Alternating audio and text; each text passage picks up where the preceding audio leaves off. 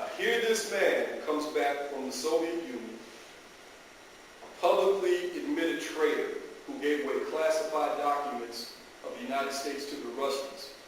He's sent back to Fort Worth, Texas, and his contact is George de Mohrenschildt, son of a Tsar, and a devoted military white Russian. Does that make sense to anyone here? Does that connect at any level? As I said before, the white Russians were fervent anti-communists. They fought against the Reds during the October Revolution and against the Red Army during the 6-year Russian Civil War. These people were not friendly communists. De Mohrenschildt was a world-traveling geologist, and as classified papers were revealed, was a CIA asset.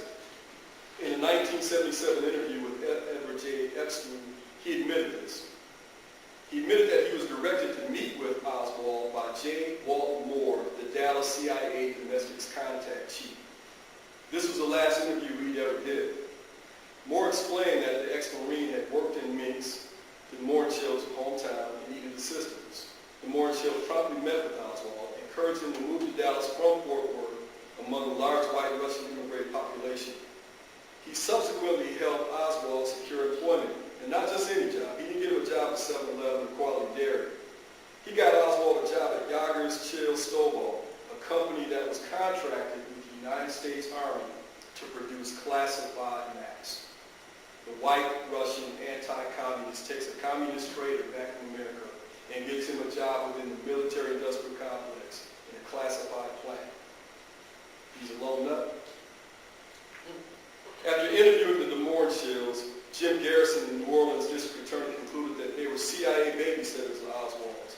They were assigned to see to the general welfare and were without foreknowledge of his future actions. Both the Mohrenschildts insisted vigorously to Garrison that Oswald was a scapegoat. On March 29, 1977, my 19th birthday, by the way, happy birthday to me, 3 hours of this interview with Epstein, de Mohrenschildt was found shot to death of an ostensibly self-inflicted 20-gauge shotgun blast through his mouth. That same day, the investigator, Gideon Fonzai, whose book I quoted from earlier, had left his card with de Mohrenschildt's daughter and requested and was given an appointment to meet with de Mohrenschildt later that day to talk about what de Mohrenschildt knew about Oswald. This is all in the context of the House Select Committee on Assassinations, and de Mohrenschildt wanted to talk. But unfortunately, he changed his mind and decided to blow his own brains out. So he died that night. So the question arises, was de Mohrenschildt like Oswald a pawn in the game with no need to know?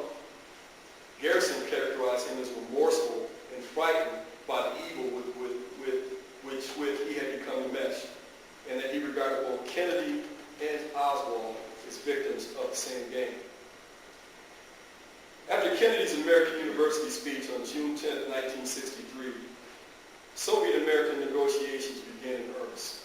One of the ironies of that speech was that it was received with greater enthusiasm and acceptance in Russia than it was here in America, and it really constituted a breakthrough. As Kennedy sought the 2/3 Senate majority vote he would need for treaty ratification, polls showed that he had already moved the public from 15-1 against a treaty with the Russians for weapon reduction to 3-2, only 3-2 against such a treaty. The right wing remained busy trying to undermine his efforts.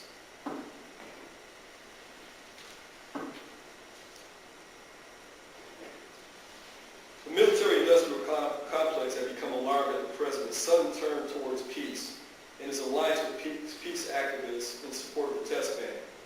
The August 5, 1963 U.S. News and World Report carried a major article headline, "Is the U.S. giving up in the arms race?" The article cited many authorities in the military establishment who now are silenced as thinking that Kennedy's administration's, quote, new strategy adds up to a type of international and intentional one-sided disarmament.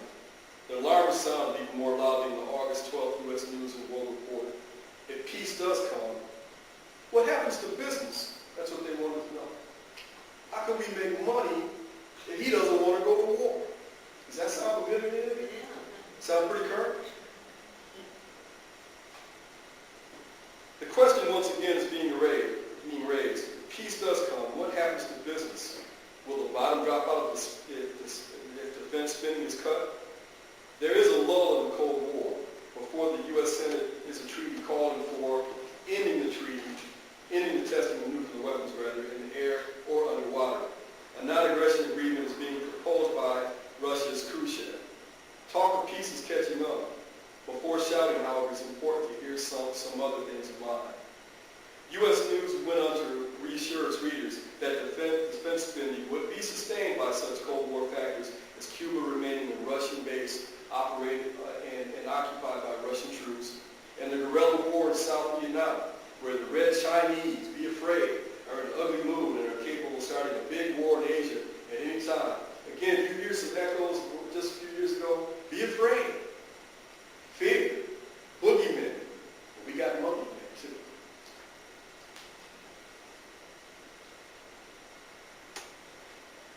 In the fall, Kennedy dispatched New York lawyer James Donovan to Cuba to negotiate the return of the Bay of Pigs prisoners. No easy feat.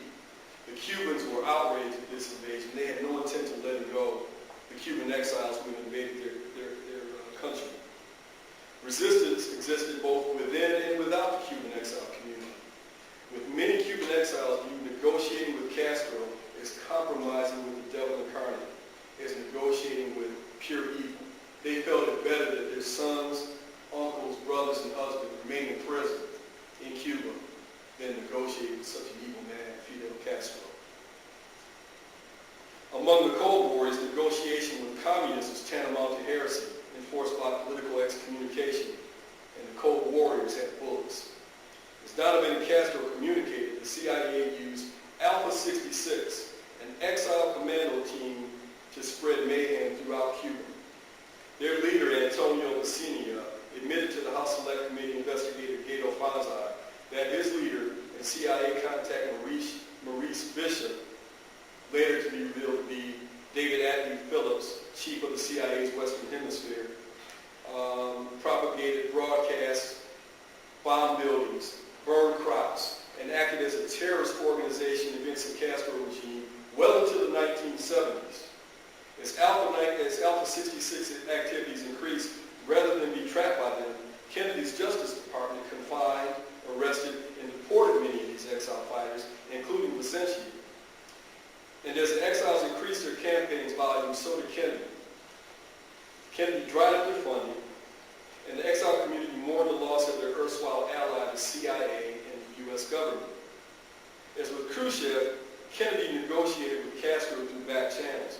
And even as the CIA attempted to murder Castro with poison cigars, poison diving suits, and guns, Kennedy continued to communicate with Castro secretly.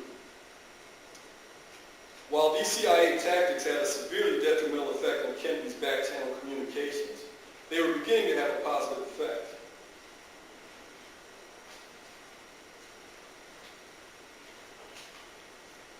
Castro expressed his hope of Kennedy this way, quote, "I cannot help hoping that a leader will come to the fore in North America. Why not Kennedy?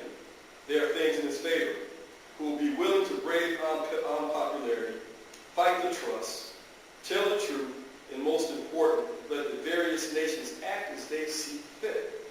Kennedy can still be this man. He still has a possibility of becoming, in the eyes of history, the greatest president of the United States, the leader who may at last understand that there can be coexistence between capitalists and socialists, even in the Americas. He would then be seen as greater than Lincoln." Castro's view of Kennedy was changing. He had been influenced especially by his pro-Kennedy tutorial of Soviet Union Premier Nikita Khrushchev. "I know," Castro told Daniel, "that Khrushchev believes Kennedy is a man you can talk with. I've gotten this impression from all my conversations with Khrushchev." Like Khrushchev, Castro hoped for a positive outcome. During the months before Kennedy's assassination, Oswald was kept busy with his sheep dipping. This is a process where the CIA puts you in places where you're conspicuous and seen, and people identify you as something that you're not. And the CIA, although for their aggressive addressing this. They weren't really subtle or very sophisticated about it. History has shown that what they did was pretty easy to see through. It's like, pardon me? Sheep dipping. Sheep dipping is a process where, say for example, I want to make you to be an Uncle Tom. So I send you over to a tea party we did, and I have you stand around drinking coffee for tea party, people saying, I hate Malcolm X, and I hate black folks, and I hate Obama, and I hate liberals. And then we send you out to Michigan State, you march around with a sign, and you say those same things, and then you're seen on the news. That's sheep dipping. That's you following orders of your master. That's what Oswald did for the next year, voluntarily. Because Oswald, the entire time, history has now shown us, thought that he was an employee of the FBI and was working in concert with the CIA to ferret out the enemy. He thought he was a patriot.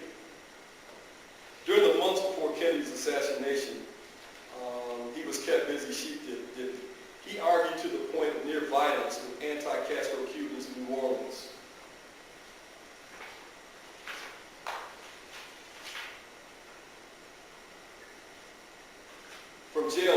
From jail, Oswald asked the police to speak with an FBI agent. It was a strange request for an anti-government demonstrator. He then met with New Orleans Special Agent John Quigley for an hour and a half. Why? Quigley told the Warren Commission vaguely the following spring that he felt Oswald was probably making a self-serving statement attempting to explain to me why he was distributing this literature, starting fights, and acting this way for no apparent reason. Oswald was confessing to the FBI that he was being sheep-dipped. Oswald called, or someone who looked like Oswald, or claimed to be Oswald, called and visited the Soviet embassy in Mexico City. And despite the fact that he was fluent in Russian, spoke badly broken Russian, if you believe the tapes, which of course have since disappeared. He was seen on film at the embassy as being a stout man, 40 pounds heavier than the Oswald who was arrested in November 1963, and generally spent his time making this conspicuous spectacle of himself as a pro-Castro, pro-communist Oswald. The next chapter moves into JFK and Vietnam. Even before he became president, Kennedy learned that it would be impossible to win in Vietnam. In 1951, as a young congressman, Kennedy observed the French trying to reassert control over its old colony after World War II. With 250,000 troops, the French military command felt invisible, but their opinions to the contrary.